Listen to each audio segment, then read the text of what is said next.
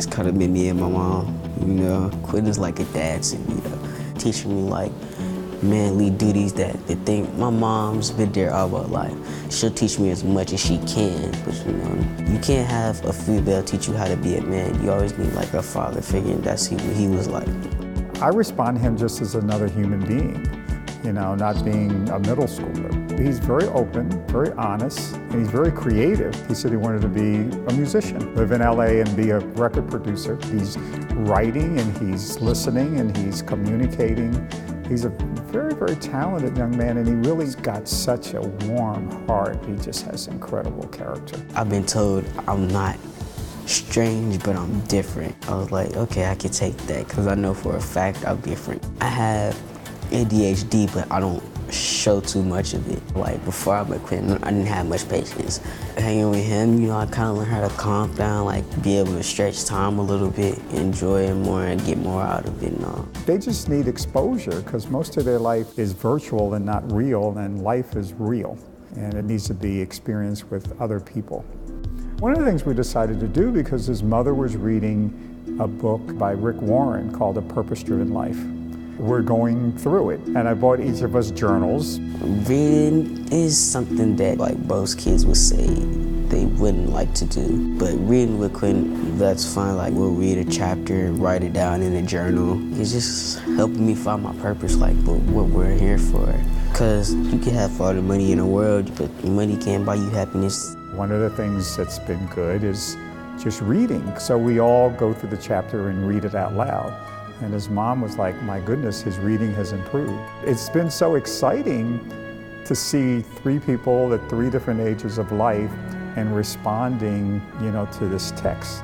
What's interesting is he's grown an inch in like 3 months. I'm like, are you bigger? And his mother's like, yeah, he's growing, and I just think a bit more self-confident. Probably feels a little bit more secure within himself. His core is really, really strong. It's just, I think it's being supported. And looking at the world through his eyes has helped me grow quite a bit. My dad wasn't there like that, and I'm not gonna say I don't know him, but like me and my dad had a different relationship. He would barricade me from a lot of things, but like Quentin, he'll let me know it's good to look at these things because you're experiencing new things. He'll open my eyes to the pros and the cons of any type of thing. Actions are crucial. You just have to be honest. And if you're going to do something, do something. You take action and you reflect on those actions and you see where that takes you. We came to the Hudgens Arts Center because Ife Williams, the executive director, is a friend, and the Elizabeth Catlett exhibit was just opening up. So I knew Elizabeth Catlett from New York and years ago, and I knew how great it would be. Every painting I looked at, my eyes just glowed bigger and bigger, because I'm the type of person, I don't like art galleries at all. Like when I came with Quentin, we just stood. One thing that I really realized about galleries was that like they're actually telling stories in these pictures. They don't all have like a description on them, and he'll be the one to help me understand it when I don't.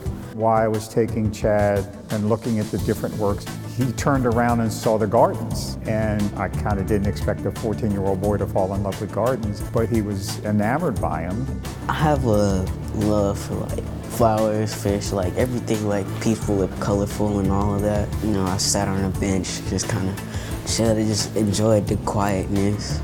Cultures all travel on art. It creates a dialogue. And it led to the conversation about how to look at school. It's been able to help me stay more focused, because I used to think all the time, like, why is school there? Like, sometimes there's not things you're gonna be needing, but then he makes me realize, like, there are a lot of things you're gonna need. Got language arts, social studies, learn about culture and all that.